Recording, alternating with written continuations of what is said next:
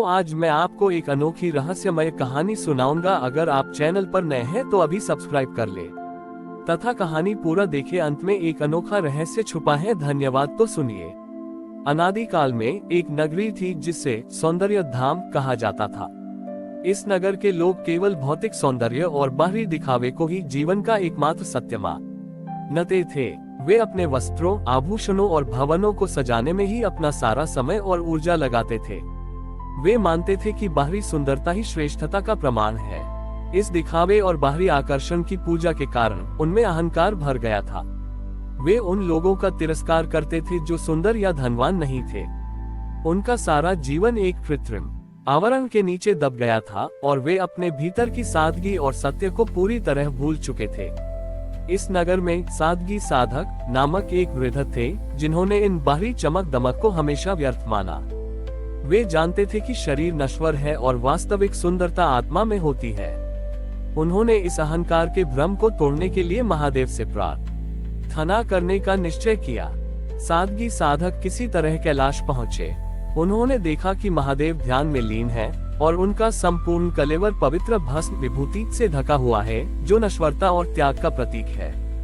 सादगी साधक ने प्रार्थना की, हे वैराग्य के स्वामी, हमारे नगर के लोग शरीर के अहंकार में जी रहे हैं। वे बाहरी दिखावे को सत्य मानकर अपने भीतर की सादगी को भूल चुके हैं। कृपया हमें वह दर्शन दे जो इस भ्रम को तोड़ सके। महादेव ने ध्यान में ही उत्तर दिया, वत्स, अहंकार का ये भ्रम केवल अंतिम सत्य की याद से ही टूट सकता है। हर बाहरी वस्तु नश्वर है और जब यह ज्ञान हृदय में आता है तभी अहंकार जलता है। महादेव ने तब अपने शरीर पर लगी पवित्र भस्म की एक चुटकी ली और उसे एक साधारण मिट्टी के पात्र में सादगी साधक को सौंप दिया। महादेव ने कहा, ये भस्म स्मृति सूत्र है। ये तुम्हें सिखाएगी कि शरीर और आत्मा में क्या अंतर है। तुम इसे सौंदर्य धाम के लोगों के माथे पर लगाओ। सादगी साधक भस्म लेकर सौंदर्य धाम लौटे। उन्होंने नगर के सबसे अहंकारी और सुंदर दिखने वाले लोगों को एकत्र किया और उनके ललाट पर पवित्र भस्म लगा दी। जैसे ही भस्म का स्पर्श हुआ, एक चमत्कार हुआ। भस्म ने उनकी बाहरी सुंदरता को कम नहीं किया, लेकिन उनके भीतर एक गहरा बोध जागृत कर दिया। जब वे आईने में देखते थे तो उन्हें अपनी सुंदर काया के साथ साथ अपने शरीर के अंतिम सत्य यानी राख की छवि भी दिखाई देती थी। उन्हें यह एहसास हुआ कि उनकी सारी सुंदरता क्षणिक है और एक दिन ये सब मिट्टी और राख में मिल जाएगा। इस बोध से उनका अहंकार तुरंत पिघल गया। उन्होंने दूसरों का तिरस्कार करना छोड़ दिया क्योंकि उन्हें पता चला कि हर प्राणी का अंतिम सत्य एक समान है, भस्म। महादेव वहां प्रकट हुए। उन्होंने कहा, मेरी भस्म तुम्हें सिखाती है कि भौतिक सौंदर्य क्षणभंगुर है, पर तुम्हारे भीतर की सादगी और सत्य शाश्वत है। अहंकार का सबसे बड़ा शत्रु नश्वरता की स्वीकृति है। इस घटना के बाद सौंदर्य धाम सत्य धाम कहलाया। महादेव की भस्म अब नश्वरता का गुरु के रूप में पूजी जाने लगी, जिसने सिखाया कि सच्ची सुंदरता शरीर में नहीं बल्कि वैराग्य और सादगी में है। सत्य धाम में स्मृति सूत्र भस्म के प्रभाव से लोगों ने बाहरी दिखावे और अहंकार को त्याग दिया था। वे जानते थे कि शरीर नश्वर है, इसलिए वे अपनी आत्मा की सादगी और सत्य पर ध्यान केंद्रित कर रहे थे। सादगी साधक, जो अब विभूति गुरु कहलाते थे, उनके मार्गदर्शक थे। नश्वरता के ज्ञान को अपनाने के बाद जल्द ही एक नया अप्रत्याशित संकट उत्पन्न हुआ, सौंदर्य से घृणा। चूंकि लोगों ने सीखा था कि भौतिक सुंदरता नश्वर है, वे अब सुंदरता से पूरी तरह विमुख हो गए। उन्होंने कला, संगीत और यहाँ तक कि अपने घरों के रखरखाव को भी छोड़ दिया। उनका मानना था कि सौंदर्य, कला और आकर्षण अहंकार का स्रोत है, इसलिए उन्हें पूरी तरह त्याग देना चाहिए। सत्य धाम में चारों ओर केवल सादगी थी, जो अब नीरसता और उदासी में बदल गई थी। जीवन में कोई उत्साह, कोई प्रेरणा और कोई रचनात्मकता नहीं बची थी। वे भूल गए थे कि नश्वरता का ज्ञान दुख नहीं बल्कि मुक्ति देता है। विभूति गुरु ने देखा कि उनका लोक फिर से असंतुलित हो गया है।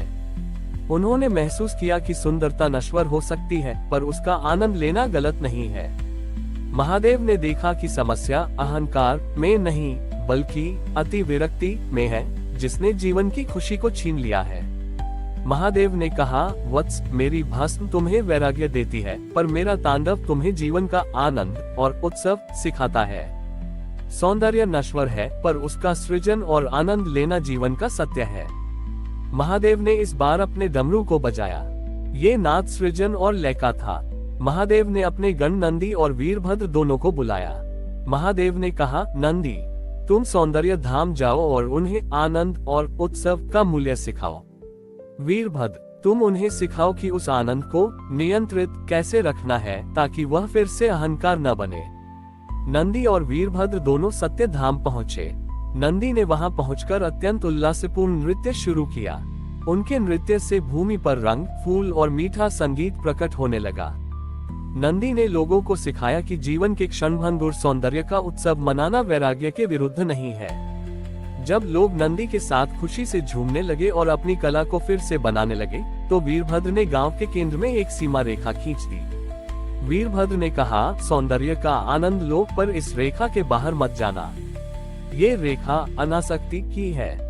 सृजन करो, उत्सव मनाओ, पर उस पर स्वामित्व मत जताओ। जब तुम जानते हो कि यह सब नश्वर है, भस्म का ज्ञान, तब तुम इसका आनंद बिना अहंकार के ले सकते हो। इस प्रकार लोगों ने सीखा कि उत्सव, नंदी और त्याग भस्म एक साथ चल सकते हैं। उन्होंने फिर से अपने घरों को सजाया, कला का सृजन किया, पर अब वे उस पर स्वामित्व नहीं जताते थे। वे जानते थे कि आनंद क्षणिक है, पर उस क्षणिक आनंद का अनुभव शाश्वत है। इस घटना के बाद सत्य धाम सौंदर्य उत्सव धाम कहलाया, जहां विरक्ति और उल्लास का सुंदर संतुलन स्थापित हुआ।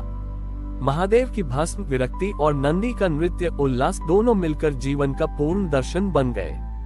हमारी और भी आध्यात्मिक एवं अनोखी कहानियां देखने के लिए हमारे चैनल पर जाएं तथा धार्मिक एवं पौराणिक अनोख बड़ी कहानियां हमारे चैनल पर है। कृपया जाके देखें तथा हमारे चैनल को सब्सक्राइब करके रखें और वीडियो लाइक जरूर करें। धन्यवाद।